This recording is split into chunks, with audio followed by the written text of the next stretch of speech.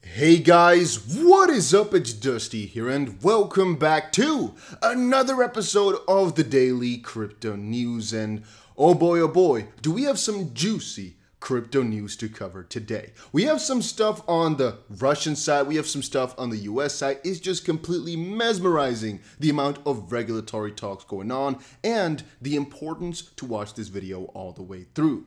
Having said that, guys, these videos are not financial advice, purely for fun, purely because we found some news on the internet, but I'm just a random guy on the internet, so don't trust me as your financial advisor. Hopefully you already understood that though. All right, so first of all, guys, breaking. Russian President Vladimir Putin backing proposal to tax and regulate Bitcoin mining.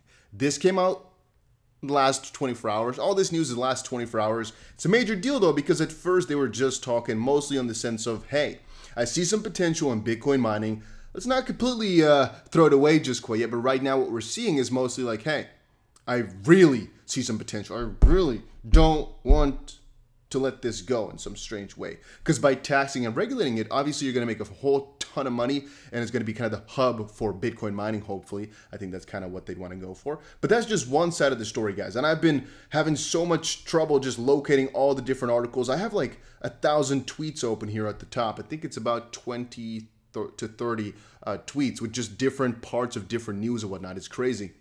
So this just happened. The Biden administration wants to regulate Bitcoin as a matter of national security.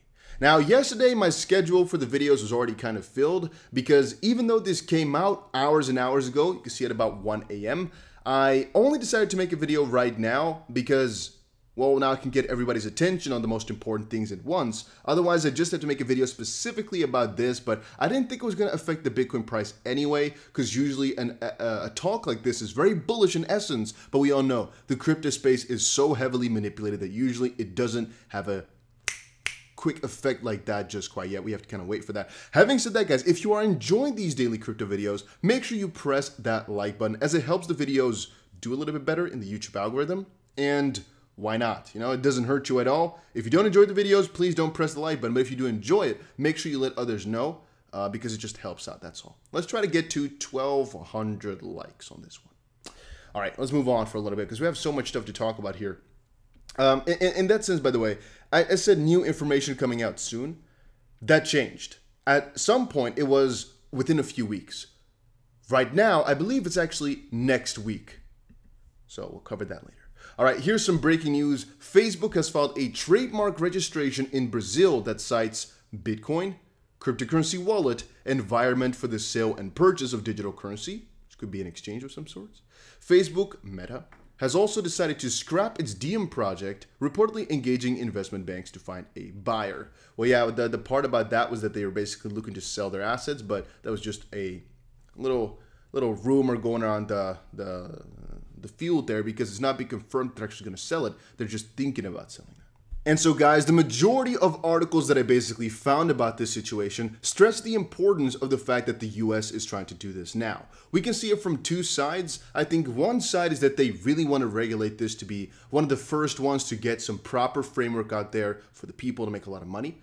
Not for the people to make a lot of money, but regulate it for the people so they can make a lot of money. Key difference. But the second one is to actually just stay on top of the whole framework, I guess, just to stay on top, to make sure they're doing it first before China does in a progressive stance, and to just be a leader in this Web3 evolution, for example, that's coming. Another one, I guess, could be, I don't know how I can't count, apparently. Another one could be that they're just afraid that Bitcoin is going to take over everything, and so they need to regulate it to make sure that people can't make tons of money and that this won't all of a sudden become the new financial system. Something like that. All right, then Elon Musk was kind of joking around with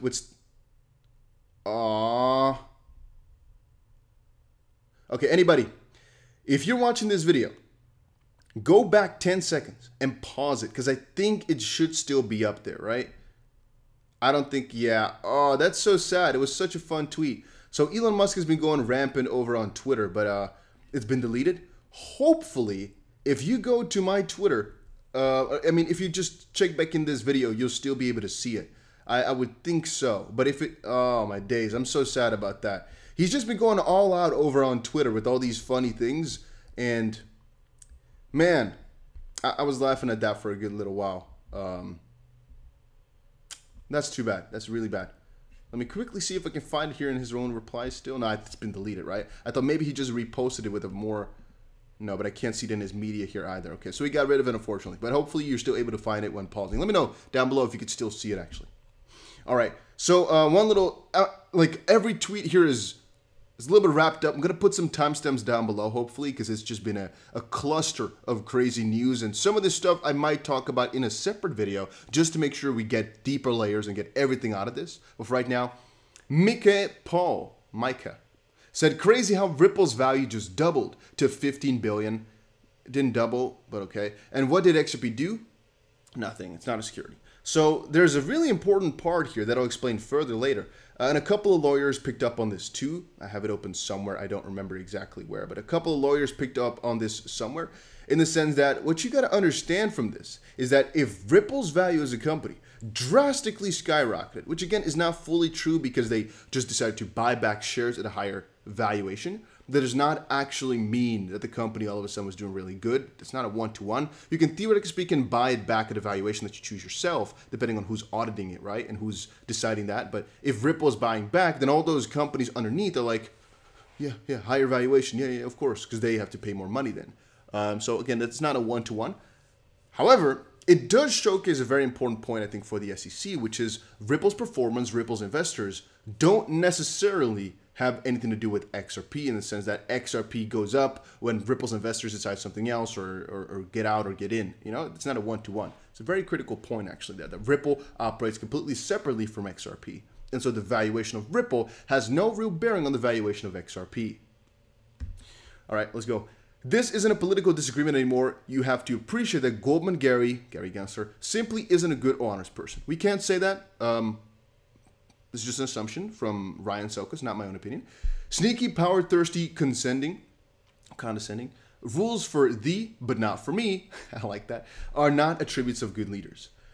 The most important thing to kind of come up with right there is how it's just a little bit unfair. It's not made fair for the average U.S. investor, and Gary Gensler is just refusing to say, hey, I pick up my responsibility. I don't think it's fair to. Let's work on this. No, what he's doing is just saying, yeah, no, I think I know the rules, so it's pretty clear. You know, I'm not going to do that because it's a little bit unprofessional, but it kind of feels like they're giving us the that for some strange reason. I'm not exactly sure why, though. You might say power hungry, but still, you would kind of think that the more rules they lay out and the more sort of advice they give to the market, the more they'd show that they have the control. Right now, it's just like, you don't know what you're doing, huh? No, we don't know, but we're trying to hide it. That's kind of what it feels like to me. All right, let's move on, though. So we have here Jim Kramer, who said, I am reiterating that this is a nasty market. Somebody said, damn, I thought you were retiring. He's basically a very big bearish guy on crypto. I mean, I have multiple tweets of his open throughout here as well, as he's just, generally speaking, quite bearish on the entire matter, and he's filling up the void with his bearish tweets. I'm not exactly sure what good I can say about it, except for saying, well, there have to be some people who are contrarians, I guess, and Jim Cramer is one of them. He's been doing this for a very long time, and we cannot say whether or not he was wrong or right, because, again, if you keep calling out for a crash, eventually you'll be right, and he's the core example of that. Then again, he did warn for one thing that I do value, and that is watch out for meme coins and whatnot. He warned for Doge, for example. I'm going to say Doge is not the key example, because even though it's a meme token, there's actually quite a big market for that. I'm also talking about tokens that are really lower on the list that in times like this are pretty scary. And I think on Patreon today, I'm going to make a little bit of a strategy for hedging against all that stuff, because there's a very important thing that everybody needs to know, which is that you always, always, always bet on two sides. How does that work? Tell you guys later. All right. So Blockworks said here, MasterCard CEO says, we want to help increase Ethereum scalability via our consensus partnership. Okay. Ethereum connections, interesting. I didn't actually know they were in each other like that. I just didn't know, but yeah, we can go on again about the whole... Ooh, somebody actually made an entire roadmap here for how the Ripple v. SEC lawsuit... I guess I'm not sure exactly if it actually entails the Ripple v. SEC lawsuit. Just it kind of is like the leading ups to that, but it's more importantly just the whole Ethereum debate and the unfair situation. Holy smokes! They put wow, right? If you look at it like this, it's really crazy. If everybody wants to see this little part, by the way, here you go. Clayton goes to One River to push Bitcoin and Ether. These are the facts, and they're not in dispute. Wow. All right, let's see what else we got here, because I have so much stuff open. I'm not even sure how many minutes we're recording already. Another little fun thing was about Frank Chaparro, who said, "No shade, but why is Fox News so obsessed with Xrp and Ripple? Honestly, it's one of the greatest shows we've ever seen, so I can understand very much so." Jeremy Hogan had an opinion that I wanted to share, but I think I kind of forgot about exactly what it was. Oh no, I think we already covered this in our previous video, even though I didn't think we could, but we already did. So that's already good to go. Let's see here. This is from myself. Let us see what I tweeted right here.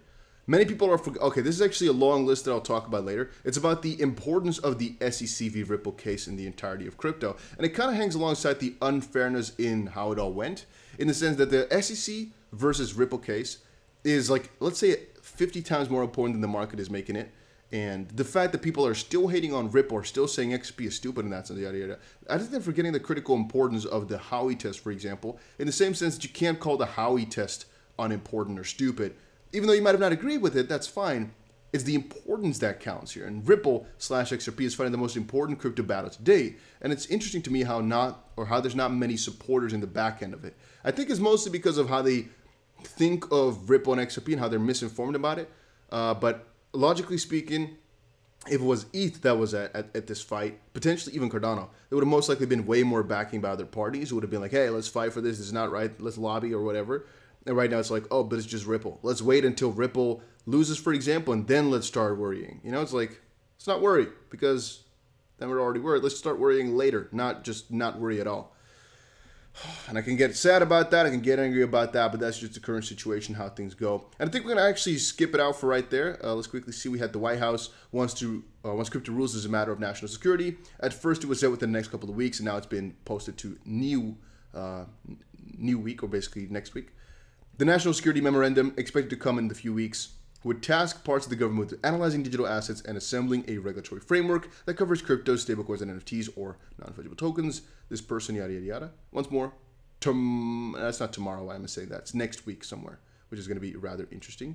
And then one thing I had about what's it called? I guess I have two things here. Tim Cook says Apple sees a lot of potential in the metaverse. It's not necessarily crypto, but just wants for a little push to be even more bullish on metaverse type of crypto. And Robinhood CEO says the firm intends to add more crypto to the platform in the near future. I think XRP could be one of the first ones. That's what I wanted to quickly say. A lot of news here. I went through it rapidly because, well, we don't want to waste 40 minutes on the same news. Just get it out quickly and be done with it quickly. Hopefully you guys all enjoyed it. Make sure you press the like.